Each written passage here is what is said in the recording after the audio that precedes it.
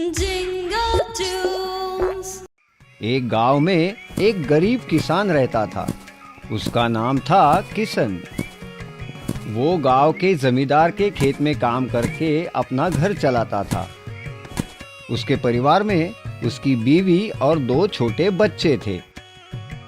खेती के काम से मिलने वाली मजदूरी में वो जैसे तैसे अपना गुजारा करता था। किशन के घर के हालात पहले से ही ऐसे नहीं थे। किशन का खुद का भी एक खेत था जिससे उसे अच्छे पैसे मिल रहे थे। उसके पिताजी बीमार हो गए और उनके इलाज के लिए उसे वो खेत बेचना पड़ा और इसलिए वो जमींदार के खेत में मेहनत मजदूरी करके अपने परिवार का पेट पालने लगा।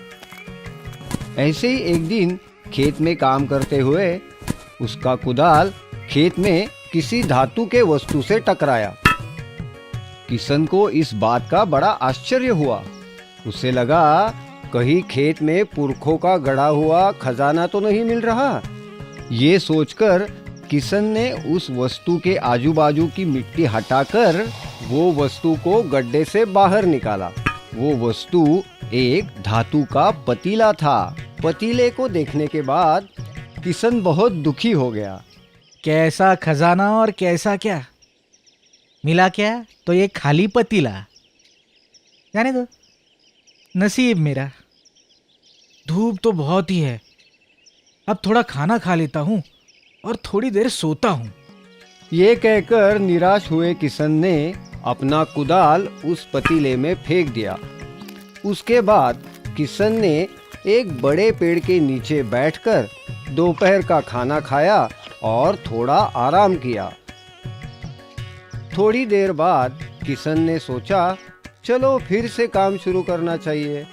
अपना कुदाल लेने के लिए किशन पतीले के पास गया तो उसने कुछ अजीब सा देखा।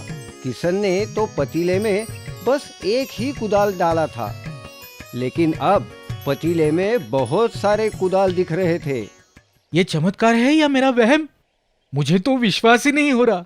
अब किशन ने उसके पास जो टोकरी थी वो टोकरी पतीले में डाली। देखते देखते उस पतीले में बहुत सारी टोकरियां दिखाई दी। अब किशन को यकीन हो गया कि ये पतीला कोई साधारण पतीला नहीं बल्कि जादुई पतीला है। वो बहुत खुश हो गया और वो उस पतीले को अपने घर ले आया। किशन उस पतीले में जो भी चीज डालता उस पतीले में उस जैसी बहुत सी चीजें बन जाती थी। फिर किशन उन चीजों को बाजार जाके बेचता था और बहुत सारे पैसे कमाता था। ऐसे करते करते किशन बहुत अमीर हो गया।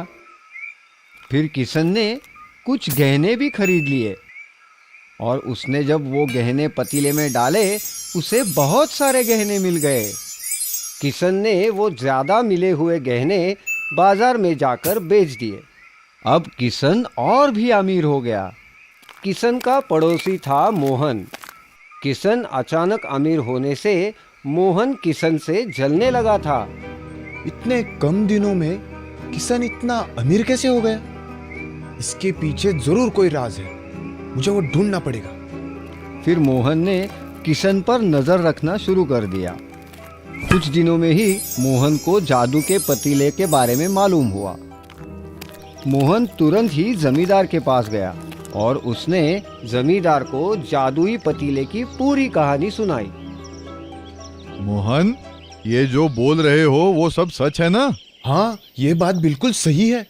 आप मुझ पर यकीन कीजिए, मैंने अपनी आंखों से देखा है। फिर जमींदार तुरंत ही किशन के घर आए और पूछा, क्यों रे किशन, मोहन बता रहा है कि तेरे पास एक जादुई पतीला है। कहाँ से चुराया रे? अरे नहीं नहीं नहीं सरकार, मैं ये चुरा कर नहीं लाया। मुझे ये खेत में काम करते हुए मिला। अगर ये तुझे खेत में मिला है तो ये पतीला मुझे मिलना चाहिए, क्योंकि वो जमीन मेरी है। ला दे वो पतीला, मैं उस जादुई पतीले को अपने पास रखूंगा। किशन बहुत गिड़गिड़ाया, लेकिन जमींदार उसकी एक भी बात सुनने को राजी नहीं थे। जमींदार ने वो जादुई पतीला लिया और वे अपने घर चले गए। फिर जमींदार ने भी उस जादुई पतीले से बहुत सारे गहने और बहुत कीमती चीजें पाई और उन्हें बाजार में बेच के बहुत सारे पैसे भी कमाए। अब ये सब बातें राजा तक पहुंची तो राजा ने तुरंत ही अपने सैनिक जमींदार के घर भेजे और वो सैनिक वो जादुई पतीला जमींदार से जबरदस्ती लेकर राजमहल पहुंचे। ये पतीला सच में जादू का है या नहीं, इसे परखना होगा। ये कहकर राजा ने अपना ताज उस पतीले में डाल दिया। तुरंत ही एक ताज के बहुत सारे ताज बन गए। इतने सारे ताज देखकर राजा खुश हो गया। तो राजा ने भी उस जादुई पतीले के मदद से बहुत सारे गहने और पैसे कमाकर अपना खजाना भर लिया। ये जादुई पतीला है, इसमें कोई संदेह नहीं। लेकिन पतीले के अंदर क्या होता है जिससे चीजें 2 गुना से भी अधिक मात्रा में प्राप्त होती है, ये देखना होगा। मैं खुद उस पतीले के अंदर जाकर देखता हूँ। राजा उस पतीले में उतर गया, लेकिन वो एक बात भूल गया कि उस पतीले में जो भी रखा जाता वो दुगने से भी अधिक मात्रा में पाया जाता।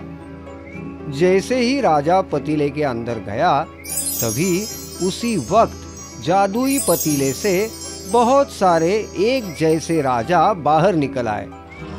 बाहर आते ही सब राजाओं में सिंहासन के लिए झगड़ा शुरू हो गया। मैं इस राज्य का असली राजा हूँ और तुम सब इस पतीले की जादू की वजह से बने राजा हो, इसलिए सिंहासन पर तुम्हारा किसी का भी हक नहीं है। मैं असली राजा हूँ, मैं बैठूंगा सिंहासन पर। तुम नहीं, मैं असली राजा हूँ। सुनो सब लोग, सिंहासन पर कौन बैठेगा इसका निर्णय हमारे बीच के युद्ध के बाद ही होगा। चलो तैयार हो जाओ। फिर देखते ही देखते उन राजाओं में सिंहासन के लिए लड़ाई छिड़ गई और उस घमासान लड़ाई में सब राजाओं ने एक दूसरे को मार दिया। लड़ाई में राज्य का असली राजा भी मारा गया और केवल इतना ही नहीं, इस लड़ाई में राजाओं के साथ जादुई पतीला भी टूटकर नष्ट हो गया। जल्दी ही ये खबर जमींदार और किशन दोनों को पता चली। हमने जादुई पतीले से सिर्फ लाभ लिया, परंतु राजा जी ने उस जादुई पतीले की अनावश्यक चिकित्सा की। कभी कभी बहुत ज्यादा चिकित्सा भी विनाश का कारण बनती है। गोपाल फिर से अपने खेत में काम करने लग गया। इस कहानी से हमें सीख मिलती है कि जिंदगी में मेहनत से भागकर कभी फायदा नहीं होता, हमेशा नुकसान ही होता है। हम आपके लिए हमेशा नई कहानियाँ और नए गाने लेकर आते रहेंगे। तब तक आप गाते और देखते रहिए जिंगल टूस जिंगल टूस जिंगल टूस।